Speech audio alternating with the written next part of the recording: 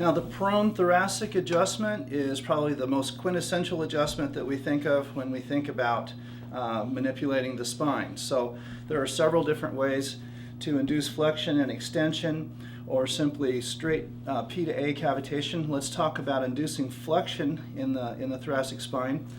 A bilateral thenar contact with the SP right between your thumbs here. You're going to want to get down below the patient just a little bit so that you can have an angle pretty much like this. This is going to gap all four of the joints here, and of course it will affect the ribs. If you want to affect the rib more on one side than the other, you simply apply more pressure on one side than the other. A bilateral thenar contact like this is terrific for inducing almost pure flexion in the thoracic spine. You'll take your tissue pull like so and thrust straight through. A variation on that would be a double pisiform contact, where your pisiform is positioned just lateral to the SP on the side closest to you. Then cross your hands, and you're going to go with an inferior to superior tissue pull here, and on the other side we're going to go with a superior to inferior tissue pull. And as you affect the adjustment, you're actually going to induce just a little bit of torque here. That adjustment has the capability of cavitating all of the joints, including the rib joints here, if you used enough force.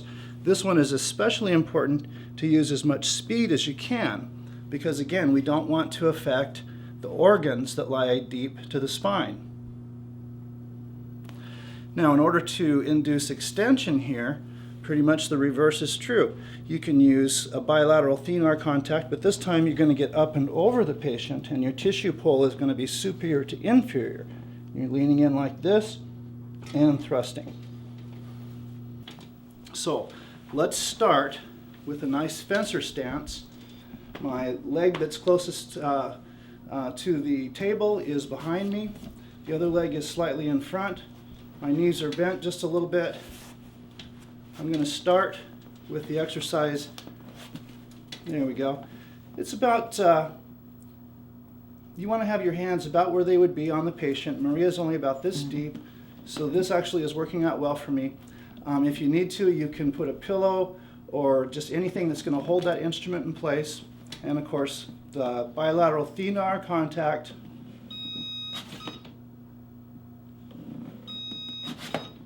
It's important when you make your thrust, focus on a straight line of drive, go in, hear the cue to thrust, produce your thrust, and always get right back off of it. Let that machine come all the way to the top so that the computer can reset for the next thrust. Once I get my groove here for this particular set of parameters, I'm going to start going for speed.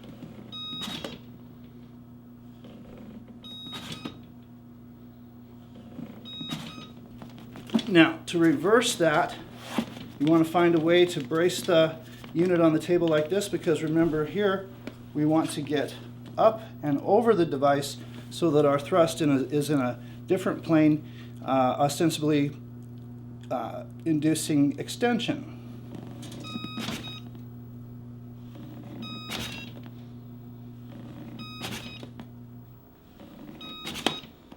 Just like that.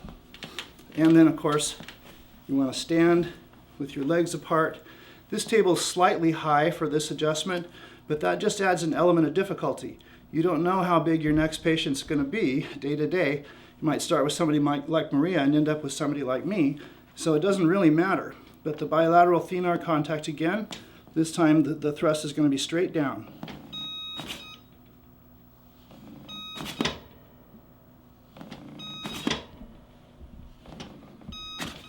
Now, when I'm practicing doing my prone thoracic, whether I'm inducing flexion here or extension by getting up and over the unit like this, as I've mentioned before, a lot of times I will practice doing a little bit of rotation with my thrust.